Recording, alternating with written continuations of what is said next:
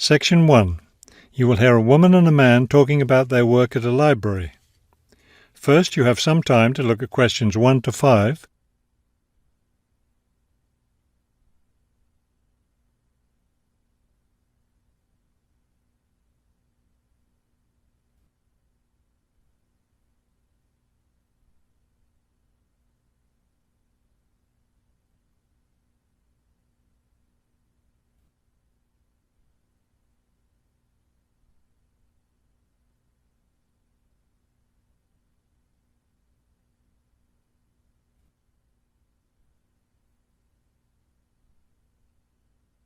You will see that there is an example that has been done for you.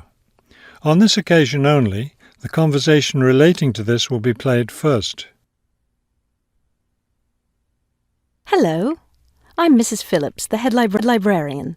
You're the new library assistant, aren't you? Yes, I'm Robert Haskell, but please call me Bob. The woman introduces herself as the head librarian, Mrs. Phillips, so the name Mrs. Phillips has been written in. Now we shall begin. You should answer the questions as you listen, because you will not hear the recording a second time.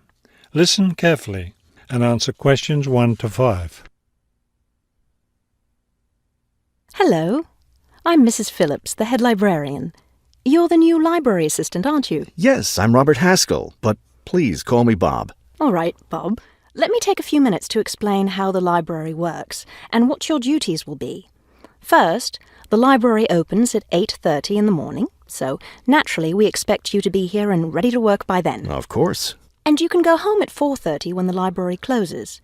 Now, let me explain where everything's kept. It looks like on the ground floor is where the reference books are. Yes, that's right.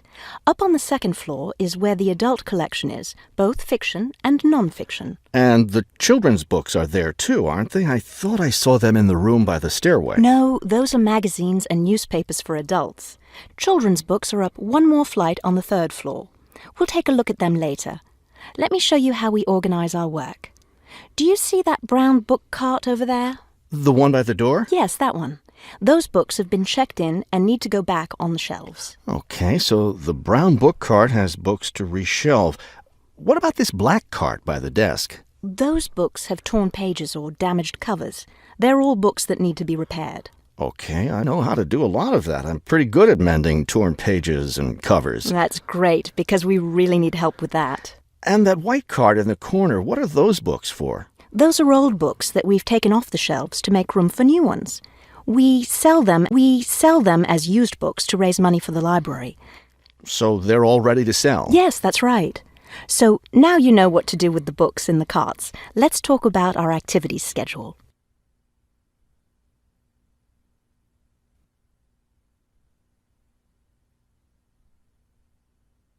Now listen and answer questions 6 to 10. I understand this library has a number of interesting activities every week. Yes, our activities are quite popular.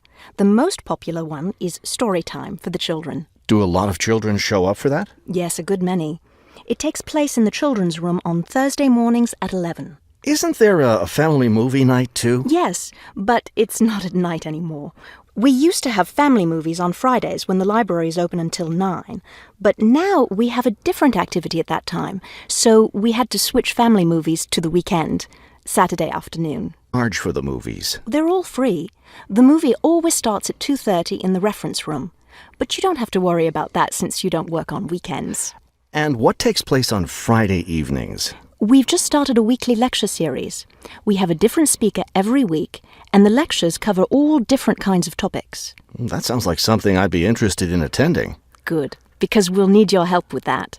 You'll be working Friday evenings, and one of your duties will be to set up the meeting room on the first floor for the lecture. What time will you need that done? Let's say by 6:15. The lecture starts at 6:30, and the room needs to be ready well ahead of time.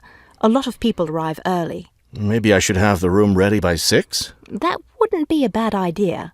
Okay, why don't I take you upstairs and show you the rest of the collection? That is the end of section 1. You now have half a minute to check your answers.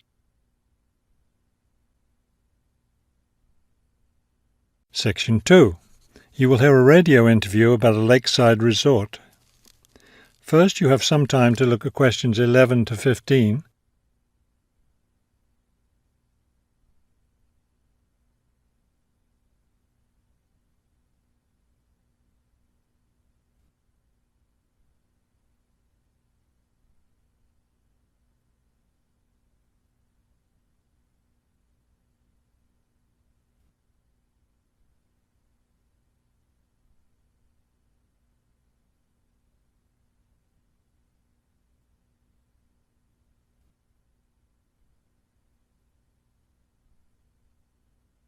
As you listen to the first part of the talk, answer questions 11 to 15.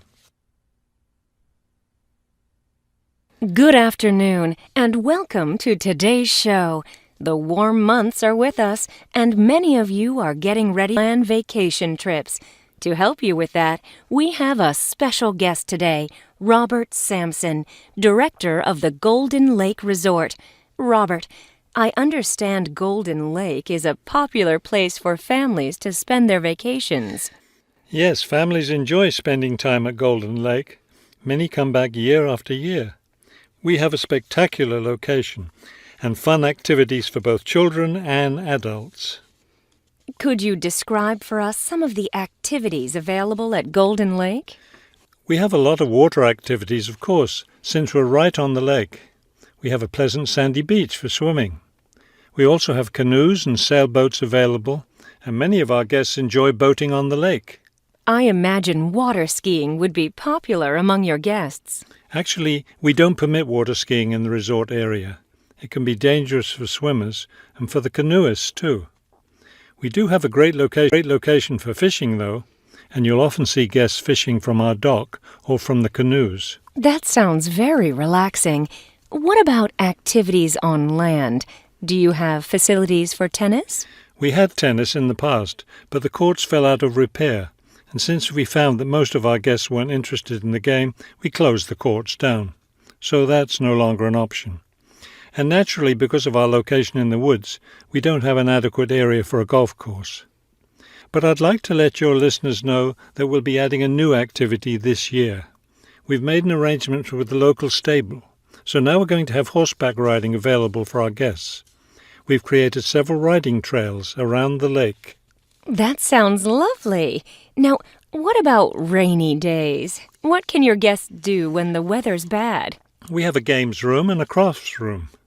When the weather's rainy, some of our very talented staff members offer arts and crafts classes for all ages. What fun! Do you offer any other classes or activities?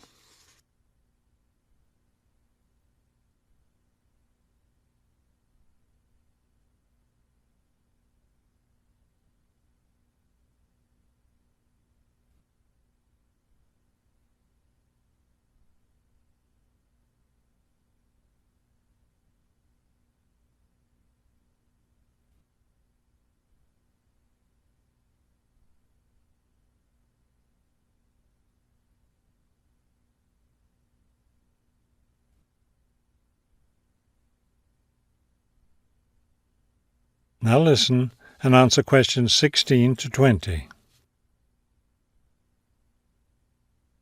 We have a weekly schedule of evening activities which anyone can attend if they choose. Every Sunday we show a film, always something that's suitable for the whole family. Monday's my favourite night because that's dessert night. Our cook prepares a variety of desserts and we get to taste them all. I'd like to be there for that. Yes, it's great. We get more serious toward the middle of the week. Our discussion night is on Tuesday. Discussion night? Yes, we discuss different current events depending on what's happening that week in the news. Then on Wednesdays, we have lectures. We invite different experts to talk about local history or nature topics. This is actually one of our most popular evening activities. We found that our guests are really interested in learning about the local area. It sounds quite interesting. Yes, we've had some excellent speakers. Thursday nights are totally different because that's when we play games. That's especially fun for the children. The children love Fridays too because that's talent show night. Everyone gets in on that. Staff, guests, everyone. It looks like you have a lot of fun at Golden Lake Resort. We do. And we end every week with big fun, with a dance on Saturday night. Now I understand a little more why Golden Lake is such a popular place for family vacations. With such a variety of activities, there's something for every member of the family there. There is, and I hope your listeners will consider spending their next vacation with us. That is the end of Section 2. You now have half a minute to check your answers.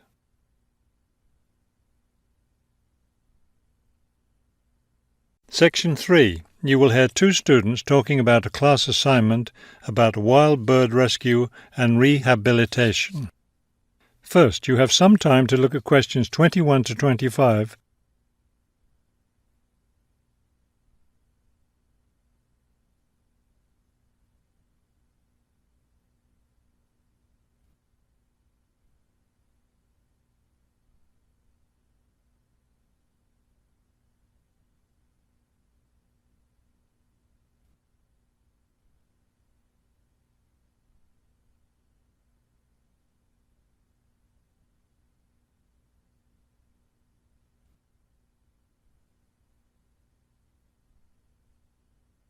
As you listen to the first part of the conversation, answer questions 21 to 25.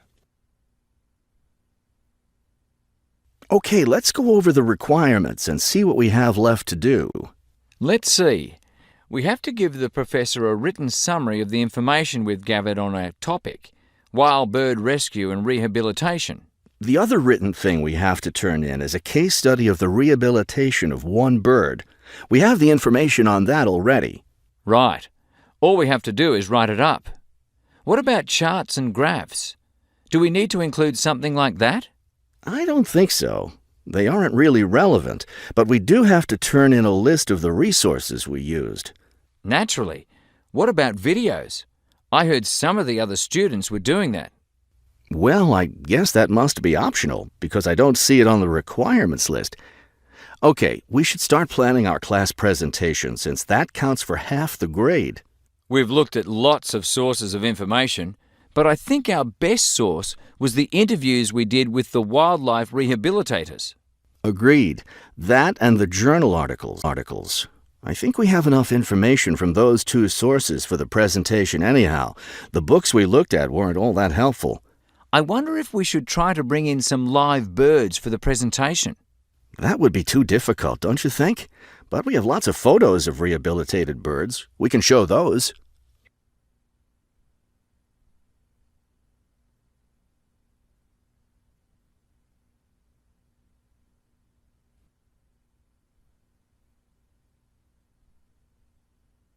Now listen and answer questions 26 to 30. Right. Okay. I think we should start by talking about how to rescue a bird. Probably first we should help people understand which birds need rescuing. Yeah, that's really important, because a lot of times people see a baby bird that's all alone, or they find a bird sitting on the ground and they think it needs to be rescued. And usually those are just baby birds learning to fly. So we should emphasize that people should only attempt to rescue a bird that's clearly injured. For certain kinds of birds, the rescuer needs to wear protective gloves because some of those birds have sharp claws and can tear your shirt, or worse, injure your face or some other part of your body. Yes, that's an important point. Okay, next, let's tell people to put the injured bird in a box with good air circulation. We should let them know that a cage isn't necessary, and a bag, especially a plastic one, could hurt the bird more. Another thing we need to say is that the best way to help the bird stay calm is not by petting it or talking to it, but by leaving it completely alone. Then people should take the bird to the bird rescue center as soon as possible. Right, and we should also point out that when they're driving the bird to the rescue center, it's better not to play music on the radio or talk loudly, because those things just stress the bird. Yes. It's better just to speak quietly while you have the bird in the car. Okay, we've got that part covered. Next, we should talk about what happens at the rescue center. That is the end of section 3. You now have half a minute to check your answers.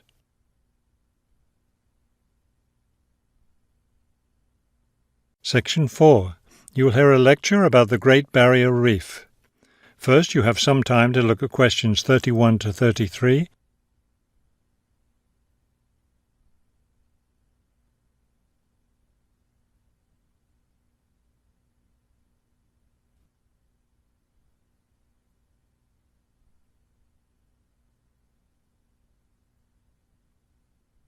Now listen carefully and answer questions 31 to 33. Despite its name, the Great Barrier Reef isn't just one large coral reef. Rather, it's a system of coral reefs that stretches along the east coast of Australia, covering an area of around 300,000 square kilometres. The Great Barrier Reef is composed of approximately 3,000 individual reefs, which range in size from 1 hectare to more than 10,000 each. In addition, around 600 islands are scattered throughout the area, particularly at the northern and southern ends. The reefs themselves are composed of over 400 different kinds of coral, the largest variety of corals found anywhere in the world.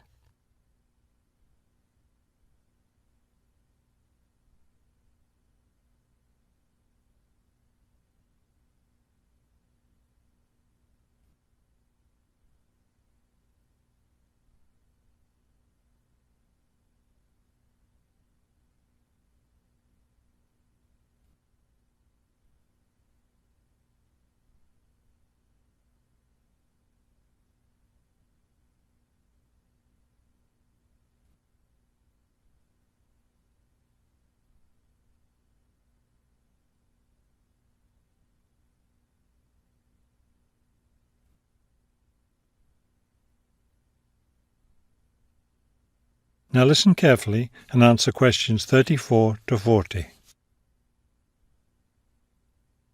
Thousands of species of sea animals live in and around the reefs. Altogether, approximately 1,500 species of fish inhabit the reef area, including a number of different kinds of sharks. One of the more interesting mollusks to be found in the reefs is the giant clam. This huge shellfish can live for more than 100 years and can weigh as much as 200 kilos. Sea mammals abound in the area, which serves as a breeding ground for certain types of whales, many of which are endangered. Over 200 species of sea and shorebirds feed, roost or nest among the reefs and islands. Many types of reptiles can also be found living among and near the reefs. Saltwater crocodiles, for example, inhabit the marshes along coastal areas. Amphibians include at least 7 species of frogs inhabiting the islands of the reef. Unfortunately, this wondrous area of the world is threatened by climate change. Rising sea temperatures have led to an effect called coral bleaching, that is, large numbers of corals dying off, especially in the shallower areas of the reef. The Great Barrier Reef Marine Park Authority is attempting to find effective ways to deal with this issue that threatens the reef. One proposed solution involves shading the reef in certain areas to help keep the surrounding water temperatures down. That is the end of section 4. You now have half a minute to check your answers.